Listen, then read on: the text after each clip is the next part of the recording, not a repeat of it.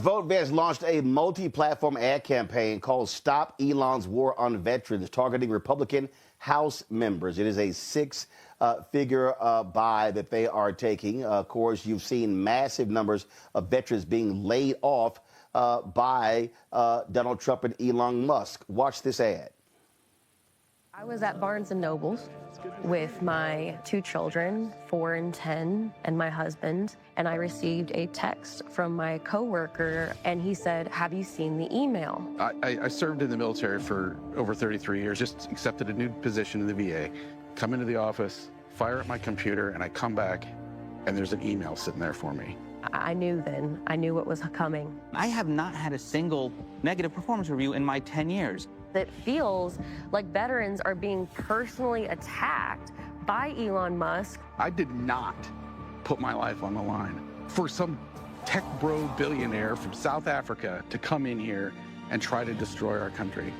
We're going to bear a lot of this cost with rising costs, inflation. I'm literally donating plasma to buy eggs.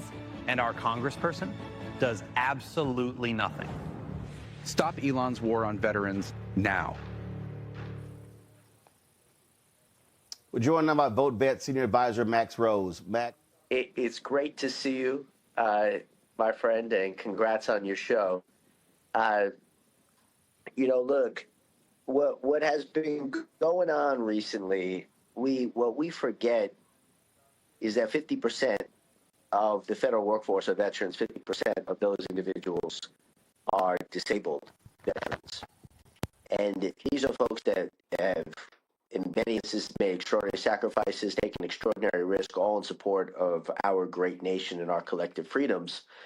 And Donald Trump actually praised many of these individuals during his campaign, right? He openly said, "Hey, thank you for your service. Thank you for your service. You're so great."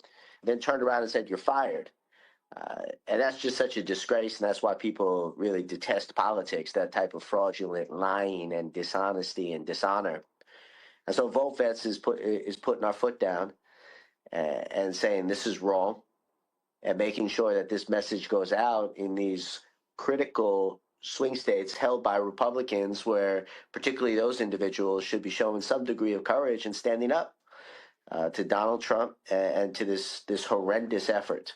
So we're just so grateful that you have taken the time to shine a light on this as well, and for your continued support of veterans in addition. I had the opportunity to spend some time with these individuals on a visit to Capitol Hill. And they have families, they have financial responsibilities, and they've just been fired. And that's a really scary moment. And anyone that's been through that, anyone can imagine that, can relate how scary that is. And to a T, what each of these individuals said, though, is this is not about me. This is about our country. This is about my fellow vets.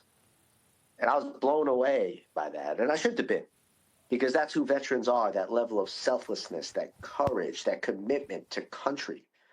That's why they served in the first place, put on our nation's uniform. And that's when they got home, they said, we want to continue to serve. So many of them had, just were recently promoted. That's why they were on this probationary status in the first place, which made them, I guess, under the Doge target.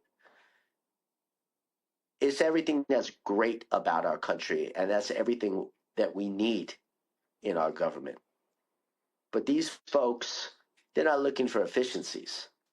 They're looking for radical change to bring our country back, not forward.